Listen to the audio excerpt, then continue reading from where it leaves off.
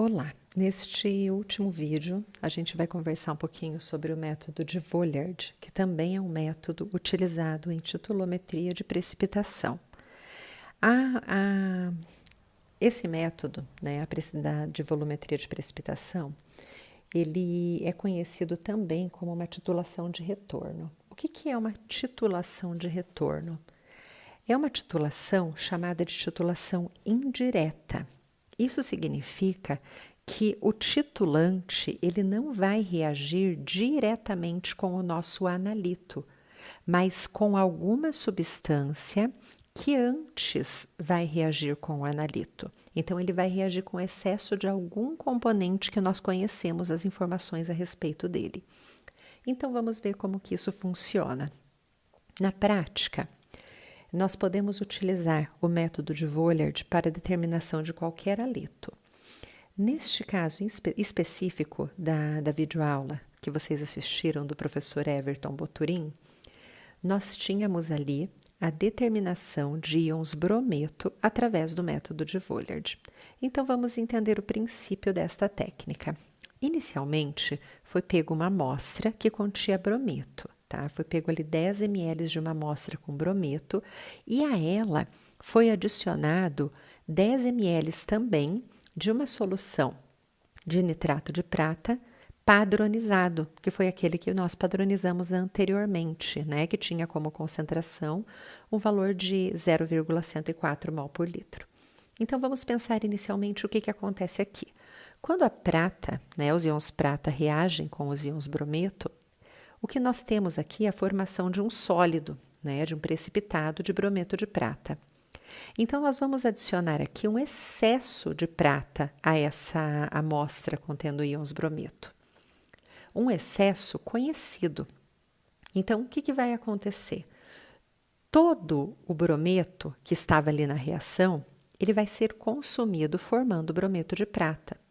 E ainda vai sobrar íons prata nessa solução, ok? Então, este aqui é o princípio. O que nós temos que entender é que sobram íons prata na solução. Após isso, o que é feito? Esse excesso de íons prata, que são ali adicionados na solução, tá? Eles vão ser titulados com uma solução padrão de tiocianato de potássio, né? Padrão, então, significa aqui que nós temos uma concentração conhecida desse reagente, ok?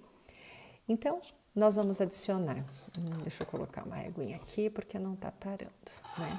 Então, a gente vai adicionar ali, tá? Íons tiocianato numa concentração de 0,03 mol por litro, fazendo uma titulação com quem? Com o excesso de prata que tinha sobrado lá no meio, na presença de íons ferro. Então, recordem, inicialmente, nós pegamos e colocamos a nossa amostra. A nossa amostra reagiu com nitrato de prata, formando brometo de prata. Só que nós colocamos um excesso de prata. Então, toda a prata que nós adicionamos, ela reagiu com o brometo, formou brometo de prata e ainda sobrou prata no meio. Essa prata que sobrou no meio, ela vai reagir com tiocianato de potássio na presença de íons ferro, que é o indicador, ferro 3, ok? Então, quando a prata reage com o tiocianato, ela forma tiocianato de prata. Quando acabar a prata, né, aqui do meio, essa prata em excesso, o que vai acontecer? Vai cair o primeiro excesso de tiocianato aqui e vai reagir com esses íons ferro 3+. E quando o tiocianato reage com o íon ferro 3+, ele forma um complexo extremamente estável de tiocianato de ferro. Esse complexo, ele tem uma coloração marrom avermelhada. Então, este momento, nós sabemos que a titulação, ela chegou ao fim, ok? Agora, vamos pensar em termos de contas, né? Como que a gente vai conseguir calcular as concentrações envolvidas. Então, vamos lá. Inicialmente, nós precisamos pensar. Quanto foi adicionado de íons prata no início? Bom, no início, nós tínhamos uma amostra, 10 ml de amostra, e a essa amostra foi adicionado 10 ml de nitrato de prata. Esse nitrato de prata era uma solução padronizada a 0,104 mol por litro, ok?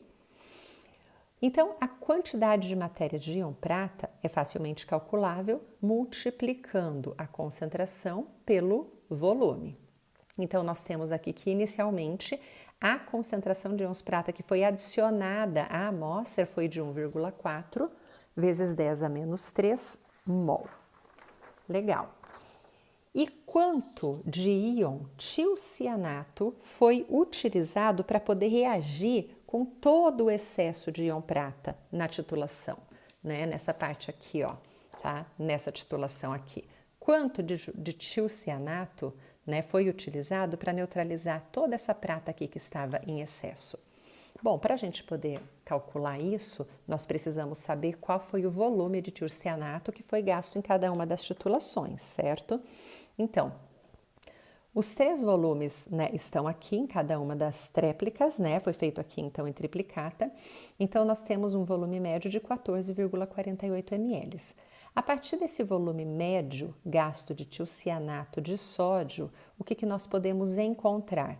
A quantidade de matéria do tiocianato, que vai ser então a concentração dele, que foi falado, né, que era uma solução padrão de tiocianato a 0,03 mol por litro, multiplicado então por esse volume.